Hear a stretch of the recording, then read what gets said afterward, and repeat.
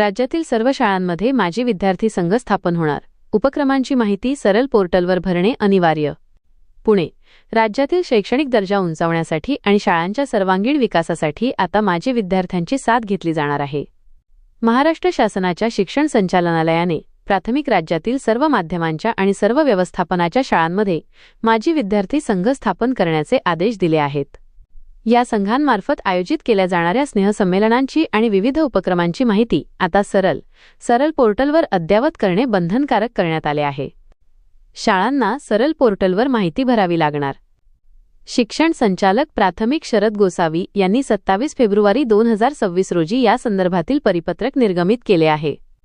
शालेय शिक्षण व क्रीडा विभागाच्या 1 ऑक्टोबर 2025 रोजीच्या शासन निर्णयानुसार शाळांना माजी विद्यार्थी मेळावे आणि स्नेहसंमेलने आयोजित करण्याचे आवाहन करण्यात आले होते. आता या उपक्रमांची माहिती, छायाचित्रे आणि अहवाल शाळांना त्यांच्या मुख्याध्यापक लॉगिनवरून सरल पोर्टल अंतर्गत स्कूल पोर्टलवर अपलोड करण्याची सुविधा उपलब्ध करून देण्यात आली आहे. प्रशासनाकडून कडक सूचना.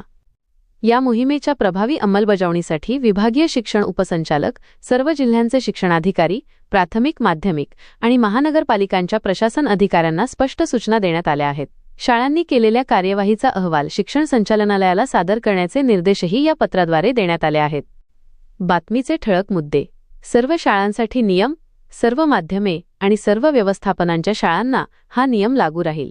फोटो आणि माहिती. आयोजित उपक्रमांचे फोटो आणि माहिती पोर्टलवर अद्ययावत करावी लागेल.